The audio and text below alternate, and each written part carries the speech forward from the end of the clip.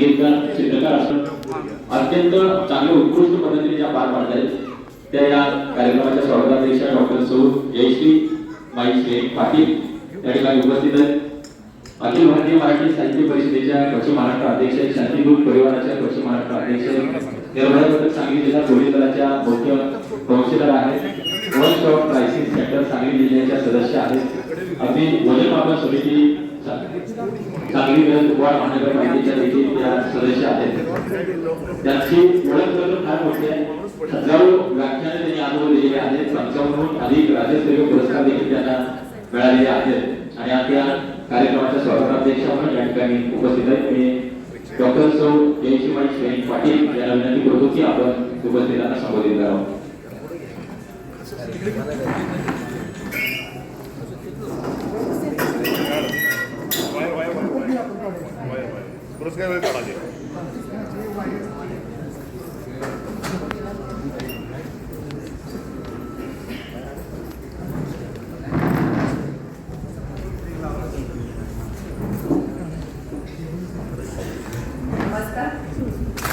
मी doctor Jayashree Shainik Patil, x ray sonography, CT scan, MRI तज्ञ, वेट diagnostic and research centre Sangli, जात्यावरच्या ओव्या उखाणे पाळण्याची लेखिका, वक्ता, साहित्यिक, कवयित्री आणि बालन्याय मंडळ सदस्य। तर आज मला सर्वांचं स्वागत करण्यापूर्वी ओव्या उखाणे पाळण्याची लेखिका म्हणून मी स्वतः रचलेला उखाणा घेऊन पाहुण्याचं स्वागत करते। नारी शक्तीचा सन्मान म्हणून संसदेत 33% आरक्षणाचं बिल झालं आहे पास। नारी शक्तीचा सन्मान म्हणून संसदेत 33% आरक्षणाचं बिल झालं आहे पास। डॉक्टर शैनिक पाटलांचं नाव घेऊन आज संमेलनाच्या स्वागताध्यक्षांचं आणि अध्यक्षांचं मी स्वागत करते, खास स्वागत करते। फार वर्षापासून ह्या तासगावमध्ये औद्योगिक आणि कृषीचा ही परंपरा आहे आणि ह्या तासगाव नगरगतीचं नाव अगदी जागतिक पटलावर द्राक्ष बागायतदार किंवा द्राक्षाच्या या रसाळवाडीनं खूप मोठं गाजलेलं आहे।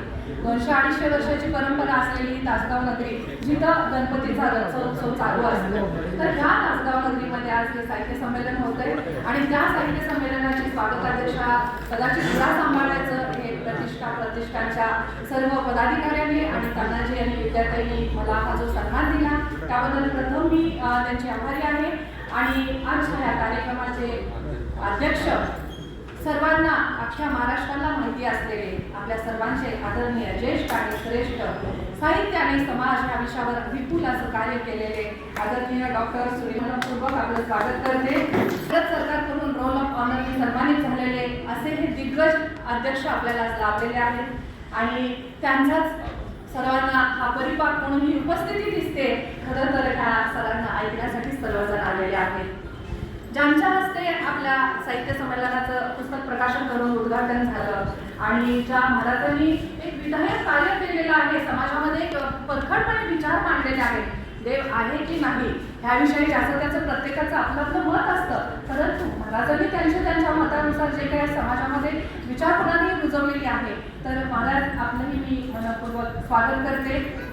पुण्याहून खास इथं कविता संमेलनाचे अध्यक्ष म्हणून आलेले आणि सर्वांना परिचित असलेले आपल्या भागातले धुळगावचे मगदूम सर यांचंही मी स्वागत करते। व्यासपीठावरील इतके मान्यवर आहेत आणि जे आदरणीय आहेत, जे साहित्यिक आहेत, ज्येष्ठ श्रेष्ठ आहेत, ज्यांनी खूप विपुल प्रमाणात लेखन केलेलं आहे, ते आमचे बाबूराव गुरव सर आपलंही मी स्वागत करते। एक आदरणीय कवी भीमराव गुरुगुळ सरांचंही मी स्वागत करते। ज्यांच्या पुस्तकाचं प्रकाशन झालंय ते देशमुख सर आपलंही मी स्वागत करते।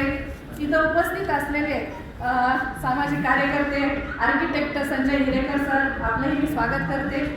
व्यासपीठावर ज्यांच्यामुळे हा कार्यक्रम दरवर्षी संपन्न होतो असं आपण आता ऐकलेलं आहे आणि आधीपासूनच आमच्या डॉक्टरांचे मित्र, सगळी फॅमिली आमची त्यांची फॅमिली फ्रेंड आहे, असे आपले सरपंच परिषदेचे पश्चिम महाराष्ट्राचे अध्यक्ष, जे राजकारणी जरी असले तरी साहित्यिक मनाचे आहेत, सांस्कृतिक मनाचे आहेत आणि त्यांचा भक्कम प्रतिष्ठेच्या ह्या फाउंडेशनला आधार असतो, असे आपले प्रदीप काका सर यांचंही मी स्वागत करते। आणि जे साहित्याच्या माध्यमातून आणि प्राध्यापक म्हणून परिचित आहेत हे सुनील कुंभार सर यांचंही मी स्वागत करते। कोल्हापूर आलेल्या ताईंचं, आमच्या सांगलीच्या ताईंचंही मी स्वागत करते। आमचे सर्व आदरणीय पत्रकार बंधू, ज्यांच्यामुळे आम्ही समाजापर्यंत पोहोचतो आणि समाजाची सुख दुःख चांगलं वाईट जे आम्हाला कळतं, लोकशाहीचे चौथे हे स्तंभ म्हणून ओळखले जातात, त्या सर्व अगदी आदरणीय अशा माझ्या पत्रकार बंधू भगिनींचंही मी स्वागत करते. आणि ज्यांना आज पुरस्कार मिळतोय आणि जे आज पुरस्काराने सन्मानित होणार आहेत त्या सर्व पुरस्कार प्राप्त बंधू आणि भगिनींचंही मी स्वागत करते. आणि ज्यांच्यामुळे हा कार्यक्रम खूप मोठा होत असतो ते म्हणजे आमचे सगळे प्रिय असे रसिक श्रोते हो. माफ करा, तानाजी राजेंनी पण सॉरी म्हटलेलं आहे आणि मी माफ करा म्हणते स्वागताध्यक्ष नात्याने, कारण आपल्याला उभं राहावं लागतंय, कुठंतरी खंत वाटते, कारण वक्ता म्हणून बोलत असताना खूप आनंद असतो, पण श्रोता म्हणून बसणं आणि उभं राहणं खूप अवघड असतं. तर आपल्याला उभं राहायला लागले, आपण समजून घ्याल अशी नक्कीच आशा आहे. तर इथं उपस्थित असलेले सर्व रसिक श्रोते, छायाचित्रकार, या संमेलनासाठी सर्वांनी जी मदत केलेली आहे, सढळ हाताने मदत केलेली आहे आणि वैयक्तिक इथं पर्सनली पण सदस्यांनी मदत केलेली आहे, त्या सर्वांचंही मी स्वागत करते. आणि ज्यांच्या येतो हे युवा व्याख्याते आमच्या विक्रांत दादाचं मी स्वागत करते. तर मला इतकंच म्हणायचं आहे की अनुवादानं कुणाचं नाव राहिलं असेल तर मी क्षमा मागते, पण सर्वजण इथं जेवढे ह्या हॉलमध्ये आहेत ह्या सर्वांचं मी स्वागत करते. साहित्याबद्दल मी जास्त काही बोलणार नाही, कारण साहित्याबद्दल जास्त बोलणार आणि ज्यांचं आपल्याला ऐकण्याची उत्सुकता आहे लवटे सरांचं आपण ऐकणार आहोतच. मला त्यांचं स्वागत करताना अतिशय आनंद होतो, कारण माझ्या सामाजिक कार्यातून राज्यपालांनी मला बालन्याय मंडळ सदस्य म्हणून माझी नियुक्ती केलेली आहे आणि विशेष वाटतं की सरांचं ह्या बालन्याय मंडळासाठी खूप मोठं योगदान आहे आणि त्यामुळे मला खूप अतिशय आनंद होतो, अभिमानी वाटतो की सरांचं स्वागत करायचा हा मला सन्मान मिळालेला आहे. जरी x ray sonography CT scan MRI तज्ञ असले तरी माझं जास्त प्रेम आहे ते आपल्या लोकसंस्कृतीवर आणि लोकसाहित्यावर. आणि म्हणून मला वाटतं की कविता, कथा, कादंबऱ्या ज्याचं त्याचं जे सरस्वतीने वरदान दिलेलं असतं ते लेखन होतच असतं, परंतु आता 21व्या शतकात वावरत असताना या धक्काबुक्कीच्या युगात, या कॉम्प्युटरच्या जगात मला राज्यभर, महाराष्ट्रभर, अगदी महाराष्ट्राच्या बाहेर लंडन, अमेरिकेलाही जाऊन आले. लंडन आणि अमेरिकेच्या भारतीय राजूंचा वासाती मला सुवर्णपदक मिळालेला आहे. तिथं गेल्यानंतर पण जाताना लक्षात आलं तर वाड्या रस्त्यावर, खेडेगावामध्ये, अगदी झोपडीमध्ये, महिला मंडळ असतील, शाळा असतील, महाविद्यालय असतील, सगळीकडे जात असताना एक लक्षात आलं की ग्रामीण लोकसाहित्य जे आहे त्याचा युवा पिढीला विसर पडत चाललेला आहे. अगदी 2 तारखेलाच परवा माझ्या मैत्रिणीच्या मुलीची हळद होती सांगलीत आणि हळद तळायला कुणीच नव्हतं, एकालाही हळद तळायला येत नव्हती, हळदीची गीतं म्हणायला येत नव्हती. आणि मी कोर्टामध्ये होते तर शुक्रवारी, तर त्या दिवशी मला फोन आला की हळदीची गीतं कुणाला येत नाही तर बाई तुम्ही या. आज माझा यूट्यूबचा चॅनल आहे डॉक्टर जयश्री शनिक पाटील, त्याच्यावर मी तो अपलोड केलेला आहे व्हिडिओ, तर तिथं मी जाऊन ते जात्यावरची गाणी म्हटली. तर मला इतकंच स्वागताध्यक्ष या नात्यानं 5 मिनिटात नमूद करायचं आहे की तुमच्या लेखन जो काही प्रकार असेल तो ते चालूच ठेवा, पण लोकसाहित्याचा हा ठेवा, लोकसाहित्याची ही संपत्ती आणि आपल्या महाराष्ट्राची शान म्हणजे ही जात्यावरच्या उभ्या उठाने पाळणे, तर हे लेखनामध्ये येणं गरजेचं आहे, याचं नवनिर्माण होणं गरजेचं आहे. आपल्याला माहिती आहे आता हा तासगाव म्हणजे तसा ग्रामीण भाग आहे, त्या ग्रामीण भागामध्ये अजूनही काही लोकांना माहिती असेल, थोड्या लोकांना की रुखवत म्हणजे काय आहे लग्नामध्ये, पण शहरामध्ये रुखवत वगैरे ह्या काहीच प्रथा माहिती नाहीये, बडामधारी तर माहीतच नाहीये. पण आम्हाला आठवतंय की सासरच्या लोकांना माहेरच्या नवरीच्या आईवडिलांनी काय काय दिलंय, तर ते गावभर सगळ्यांना दाखवत आधी गॅस बत्तीमध्ये बडामधारीच्या दुर्ड्या वाजवत न्यायचे. आणि मग एखादं जर काही कमतरता राहिली असेल, नवरीच्या आईबापांनी काही दिलं नसेल, तर ते मग रुखवत उघडताना ते बोलून दाखवायचं, एकमेकांना टोमणे मारायचे. आणि मग हा बरोबर आहे ना, हा इतका छान सोहळा असतो की अगदी हमरी तुमरीवर भांडणं होतात पण राग कुणाला येत नाहीये. तर मी लेखिका म्हणून अलीकडं रुखवताचे काही उखाणे घेतले, लिहिले, तर त्यातले 4-5 उखाणे मी तुम्हाला असे म्हणून दाखवते की 21व्या शतकातील नवरा आणि नवरी ह्यांना जर उभं केलं तर ते सासर माहेरची माणसं काय कशा प्रकारे रुखवत उघडताना उखाणा घेतील. ऐका. आलाला रुखवत त्यात होती बशी, आलाला रुखवत त्यात होती बशी, नवरा रुसला भावल्यापाशी, नवरा रुसला भावल्यापाशी. नवरीकडचे म्हणतात आलाला रुखवत त्यात होतं आलं, आलाला रुखवत त्यात होतं आलं, सोन्यासारखी मुलगी दिली मग रुसायला काय झालं. नवऱ्याकडचे म्हणतात आलाला रुखवत त्यात होता अंडा, आलाला रुखवत त्यात होता अंडा, नवरा मागतोय 5 लाखाचा हुंडा, नवरा मागतोय 5 लाखाचा हुंडा. नवरी काय म्हणते बघा 21व्या शतकातली, आला ना रुखवर त्यात होता कोंडा. आला ना रुखवर त्यात होता कोंडा. हुंडा मागणाऱ्याच्या डोक्यात मांडवातच हलवे धोंडा. हुंडा मागणाऱ्याच्या डोक्यात मांडवातच हलवे धोंडा. मग तो नवरा म्हणतो आला ना रुखवर त्यात होता नाश्ता. आला ना रुखवर त्यात होता नाश्ता. धोंडावर कशाला सहज करत होतो चेष्टा. धोंडावर कशाला सहज करत होतो चेष्टा. मग ती नवरी काय म्हणते बघा. आला ना रुखवर उघडायची नको घाई. आला ना रुखवर उघडायची नको घाई. हुंड्याबाई केलेली चेष्टा सुद्धा आम्हाला खपायची नाही. हुंड्याबाई केलेली चेष्टा सुद्धा आम्हाला खपायची नाही. आणि मग तो नवरा म्हणतो आला रुखवर सजवल्या हिरव्या पानानं. आला ना रुखवर सजवल्या हिरव्या पानानं. सासूबाई हुंडा नको पण वाढवी हिला मी मानानं. सासूबाई हुंडा नको पण वाढवी हिला मानानं. वाढवी हिला मानानं. तर अशा पद्धतीचं हे ग्रामीण लोकसाहित्य आहे ज्याच्यामध्ये आपल्या जीवनाचं सार घडलेलं आहे. तर असं हे ज्वलंत आणि वास्तववादी साहित्य निर्माण होणं गरजेचं आहे. जेव्हा आपल्या अगदी अंतकरणापासून साहित्याची निर्मिती होती ती तुमच्या काळजाला नक्की जाऊन मिळते. आणि माझं साहित्य तर कशातून निर्माण होतं. पेशंटची वेदना ही माझी संवेदना जागृत करते. 2 वर्षापूर्वी आपण सगळ्यांनी बघितलेलं आहे की अख्खं जग कोरोनाच्या छायेखाली होतं. आणि मग अशा वेळी इतके पेशंट समोर येत होते. मी आणि माझे पती डॉक्टर शैनिक पाटील दोघंही आम्ही एक्सरे सोनोग्राफी सिटी स्कॅन MRIचे तज्ज्ञ असल्यामुळं फक्त सिटी स्कॅनचा स्कोर किती, चेस्टचा स्कोर किती, लंग्सचा स्कोर किती, 5, 10, 15, 12 असे इतकं पेशंट्स बघितलं की काही वेळा औषधाविना माणसं मरून गेली. उपचाराविना माणसं मरून गेली आणि उपचारासाठी पैशाविना मरून गेली. आणि मग ही पेशंटची वेदना माझ्या संवेदनाला कशी हात घालते बघा. पेशंटच्या रूपानं सांगून जाणं. पेशंटच्या रूपानं सांगून जाणं. तळागाळातलं माणसांचं जीणं. तळागाळातलं माणसांचं जीणं. पैशाविना पडून राहणं. पैशाविना पडून राहणं. औषधाविना मरून जाणं. औषधाविना मरून जाणं. असंच आमचं जीवन गाणं. असंच आमचं जीवन गाणं. असंच आमचं जीवन गाणं. असंच आमचं जीवन गाणं. तर हे समाजातलं वास्तव असं आहे. तर साहित्यिकांनी जे नवीन साहित्यिक आहेत, नवयुवा युवती आहेत, तर वास्तवतेला हात घालणारं साहित्य निर्माण होणं गरजेचं आहे. कविता लिहिताना, कथा लिहिताना, कादंबऱ्या लिहिताना आपलं हे लोकसाहित्याची परंपरा पुढे येणं गरजेचं आहे. आणि म्हणून मला असं वाटतं की कविता म्हणजे काय. आज दुपारी कवी संमेलन आहे. कवी संमेलनाचे अध्यक्ष साहेब आहेत तर खूप छान ते बोलतीलच. पण मला आता या माहोलमध्ये बोलावंसं वाटतं की कविता म्हणजे माझ्याच कवितेतून कुंजात वेल. कविता म्हणजे कुंजात वेल, वेलीचं फूल, फुलाची पाकळी. कविता म्हणजे कुंजात वेल, वेलीचं फूल, फुलाची पाकळी, पाकळीचा रंग, रंगाचा सुगंध. कविता म्हणजे सुगंधाची दरवळ. कविता म्हणजे सुगंधाची दरवळ, दरवळीचा आनंद, आनंदाची तरंग. कविता म्हणजे तरंगाचे तुषार, तुषारांची बरसात. कविता म्हणजे तरंगाचे तुषार, तुषार, तुषारांची बरसात, बरसातीची धुंदी. कविता म्हणजे धुंदीची नशा, नशेचा ताल.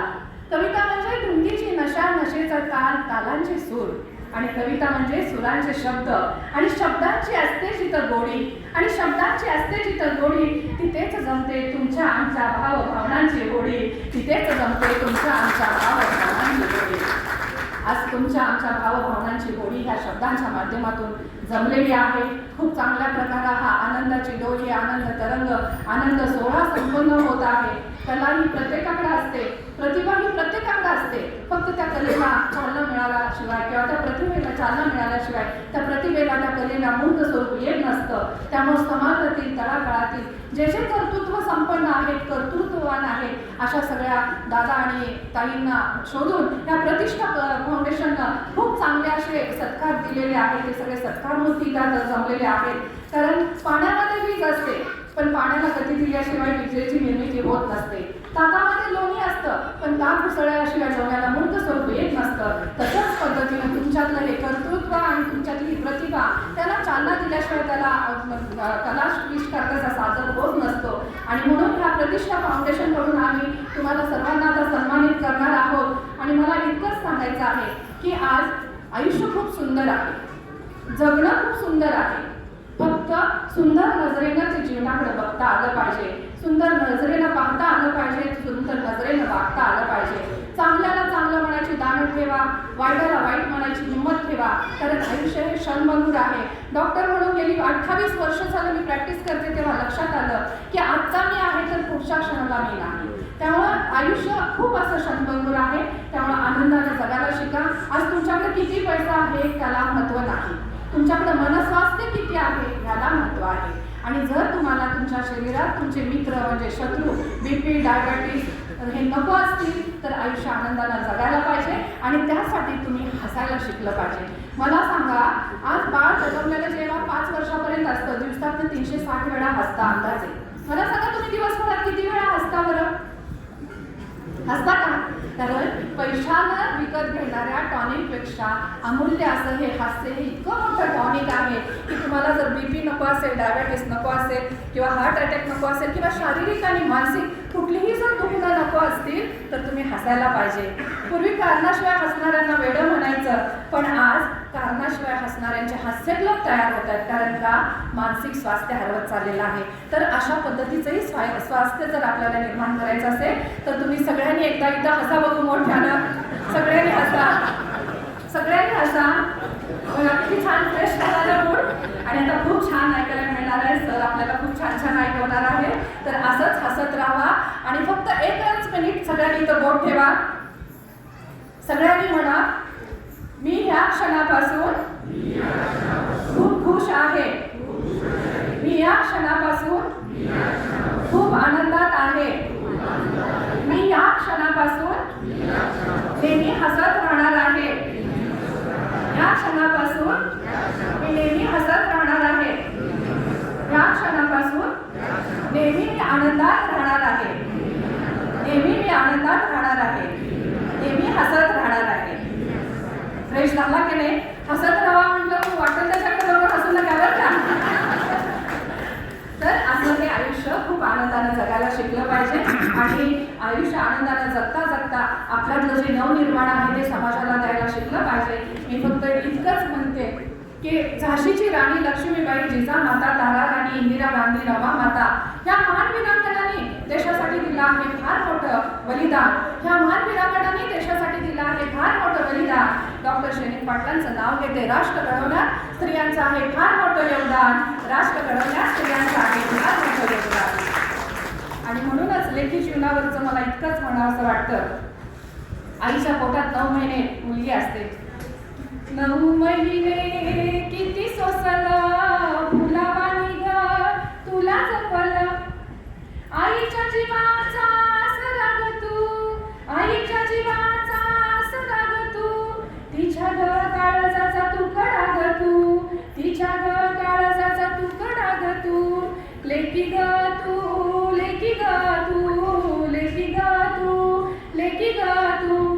हिंदवी स्वराज्याची प्रेरणा तू, वीर शिवबाची स्फूर्ती ग तू. मराठी मनाचा अभिमान तू, महाराष्ट्राचा आमच्या स्वाभिमान तू. इतिहासातलं एक पान ग तू, आईच्या जीवाचा सराग तू. तिच्या ग काळजाचा तुकडा ग तू, तिच्या ग काळजाचा तुकडा ग तू. लेकी ग तू, लेकी ग तू, लेकी ग तू, लेकी ग तू. ही ओवी खास करून प्रतिष्ठासाठी, कारण त्या लेकीचं कौतुक तान्हाजी राजांनी इतकं छान केलेलं आहे आणि तिच्याच नावाचं हे साहित्य संमेलन केलेलं आहे. कारण म्हणूनच लेख हा आईच्या काळजाचा तुकडा असतो. तर खूप छान वाटलं आणि खूप छान असा उत्साहामध्ये हा कार्यक्रम सुरू झालेला आहे आणि दिवसभरही असा सुरू राहील अशी मला आशा आहे. सर्व कवींना, सर्व पुरस्कार प्राप्त सर्व ताईंना माझी नम्र विनंती आहे. पुरस्कार मिळाल्यानंतर सुद्धा आपण सर्वांनी असेच इथं बसून राहा. खूप छान प्रदीप काकांनी जेवण सगळ्यांना केलेलंच आहे. जेवणाच्या आस्वादानंतर कवी संमेलनाची मेजवानी आपल्याला मिळालेली आहे. कारण कसं असतं, काही बाहेरगावून आलेले आहे पण एक दिवस आपण स्वतःला द्यायलाच पाहिजे. आता माझ्या इतक्या व्यस्त व्यापारनं मला खूप कार्यक्रम होते, पण विद्याताईंनी आणि तानाजी राजांनी मला सांगितलं की आज इथं तुम्ही पूर्ण दिवस द्यायचा, म्हणून मी आज पूर्ण दिवस तुमच्यासाठी इथं थांबणार आहे. आपणही कुणी हा पुरस्कार घेतल्यानंतर जाऊ नये अशी मी आपल्याला नम्र विनंती करते. आणि मी शेवटी इतकंच म्हणते मी अमेरिकेतून आलेला उखाणा असा होता आणि हा एक साहित्याचा प्रकार म्हणून तुमच्या पुढे ऐकवते. सांगलीतून गेले मुंबईला, मुंबईतून गेले दिल्लीला, दिल्लीतून गेले बर्मिंगहॅमहून गेले लंडनला, लंडनमध्ये आहे भारत भवन, भारत भवनात मला मिळाला बहुभाषिक पुरस्काराचा सन्मान. डॉक्टर शैलेश पाटलांचं नाव घेते. मुलीलाच माना मुलासारखी समान, मुलीलाच माना मुलासारखी समान. सांगलीतून गेले मुंबईला, मुंबईतून गेले दिल्लीला, दिल्लीतून गेले अमेरिकेला, अमेरिका देशात पहिल्या उंच उंच इमारती पाहताना डोळे गेले दिपून, तिथं टाकले स्त्रियांनी सगळं क्षेत्र व्यापून, करिअर करताना नातीगोती जपून, नातीगोती जपत त्या करिअरच्या मागे धावतात, नातीगोती जपत त्या करिअरच्या मागे धावतात. डॉक्टर शैलेश पाटलांचं नाव घेते. स्त्री आणि पुरुष समानतेचा कायदा मात्र पाळतात, स्त्री आणि पुरुष समानतेचा कायदा मात्र पाळतात. शेवटी मी सरांनी शक्तीची उत्तुंग भरारी, तरीही स्त्रीपुरुषाचं पुस्तक आणि वेद शब्दांचा कविता संग्रह मी महाराजांना आणि सरांना मी आता सप्रेम भेट देते. आणि मी इतकंच म्हणेन, आईच्या हृदयात बाळासाठी असते सागरा एवढी ममता, आईच्या हृदयात बाळासाठी असते सागरा एवढी ममता. डॉक्टर शैलेश पाटलांचं नाव घेऊन इथेच करते माझ्या व्याख्यानाची सांगता, इथेच करते व्याख्यानाची सांगता. धन्यवाद. मला वाटतं डॉक्टर जयश्रीबाईंना अजून वेळ कमीच पडला, नाही तर अजून बऱ्याच त्यांच्या भूमिका आपल्याला बघायला मिळाल्या. ठरवून असलेलं ते व्यक्तिमत्व आहे. त्यांच्या पुस्तकाचा प्रकाशित सोहळा देखील या ठिकाणी होतं. पुस्तक